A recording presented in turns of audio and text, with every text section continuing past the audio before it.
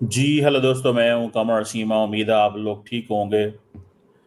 देखिए, बात सीधी सी है कि नरेंद्र मोदी साहब हर रोज पाकिस्तान को अब बुरा भला गालियां धमकियां दे रहे हैं डेली बेसिस के ऊपर। There is not a day where he misses this. अगर पाकिस्तान ने जुर्रत की तो दोबारा तुम्हारे घर में घुस जाएंगे। मतलब एक दिन, 2 दिन, 3 दिन, 4 दिन, पॉलिटिक्स है। हम इस चीज को समझते हैं, लेकिन ये कह देना कि अब तुम्हारे घर में घुस के तुम्हारे घर डिमोलिश कर देंगे, पाकिस्तान प्रॉक्सी वार बंद करे। हालांकि पाकिस्तान तो कह रहा है कि प्रॉक्सी वार तो बलोचिस्तान में भारत लड़ रहा है। ये पाकिस्तान कह रहा है। अब हमारे घरों में घुसने की वो बातें कर रहे हैं। दो चीजें हैं। एक तो ये होती है कि बार बार एक चीज कहने से उसका मीनिंग जाया हो जाता है। बार बार एक चीज कहने से उसका मतलब जाया हो जाता है।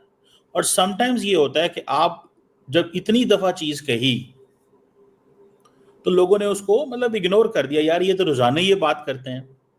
ऑन द कॉन्ट्रेरी अगर आप ये भी देखें ऑन द कॉन्ट्रेरी अगर आप ये भी देखें कि मोदी साहब जो हैं, क्या ये कर सकते हैं? अगर कर नहीं सकते, अगर तो वो घुसना, इसको ये कहते हैं कि ठीक है हमने आपके कुछ शहरों में हमला कर दिया, ये घुसना है। लेकिन उसकी कॉस्ट भी तो देखें कि इंडियन एयरफोर्स कहती है कि 2 दिन हम जहाज नहीं उड़ा सके। एक तो ये कॉस्ट है। दूसरी ये कॉस्ट ये है कि क्या इंडिया ये न्यू नॉर्मल बनाना चाहता है? मोदी साहब ये कहते हैं ना, मैं न्यू नॉर्मल देना चाहता हूं। ये एक न्यू नॉर्मल है। क्या भारत के लोग ये वाकई चाहते हैं? क्या भारत के लोग ये वाकई चाहते हैं ऐसे हो? सवाल तो बनता है कि नहीं बनता? क्या भारत के लोग ये वाकई चाहते हैं ऐसे हो? मैं तो ये पूछना चाहता हूं। अगर ये वाकई चाहते हैं ऐसे हो तो जाहिर बात है फिर पाकिस्तान भी अपना हक रखता है, जो कर सकता है वो करेगा। लेकिन इंडियन लोगों को इस सवाल का जवाब देना चाहिए। इंडियन लोगों को इस सवाल का जवाब देना चाहिए कि वो ये क्यों पसंद करते हैं। Why do they like this? Every day दिल, एवरी डे एक ही कहानी कि हमने पाकिस्तान को खत्म कर देना है, पाकिस्तान के अंदर घुस जाना है। एक ही रोज एक ही कहानी है, रोज एक ही कहानी। मैं तो इस चीज को, I really want to understand this. मैं इसको समझना चाहता हूं कि क्यों रोजाना एक ही बात की जा रही है कि पाकिस्तान के हमने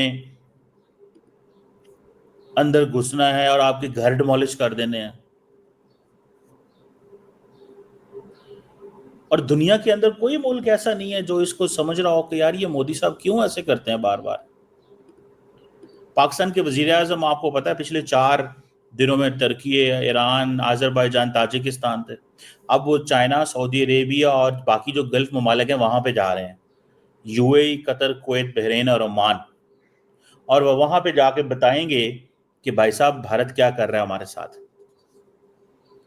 4 मुल्क पहले गए, 5 मुल्क और जाएंगे।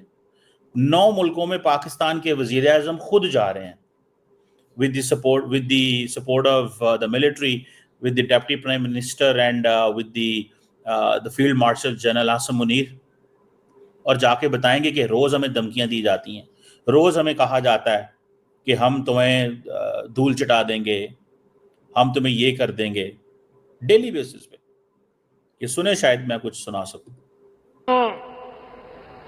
और उनके आकाओं के लिए काल बन गई है, काल।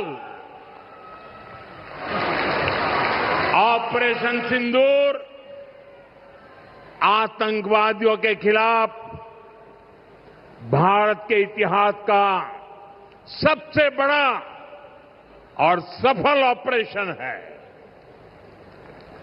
जहां पाकिस्तान की सेना ने सोचा तक नहीं था, वहां आतंकी ठिकानों को हमारी सेना ने मिट्टी में मिला दिया।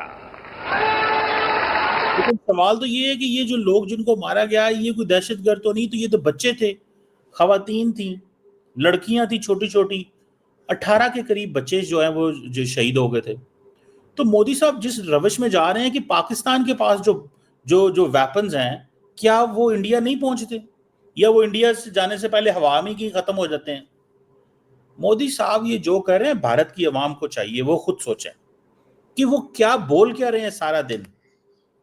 वो सारा दिन जो बोलते रहते हैं कि हमने पाकिस्तान पे हमले करने हैं, सारा दिन का ये उनका काम है। 24/7 एक ही चीज वो डिस्कस कर रहे हैं। और अगर नहीं कर रहे तो मुझे बताएं। अब पाकिस्तान का वजीर आजम भी अगर यही बात करे तो लोगों ने कहना है देखो जनाब। और मैं समझता हूं कि पाकिस्तान का वजीर आजम जानबूझ के खामोश बैठा हुआ है। ट्रस्ट मी, वो इसलिए खामोश बैठा है बिकॉज उसको पता है कि बोलने का फायदा ही कोई नहीं।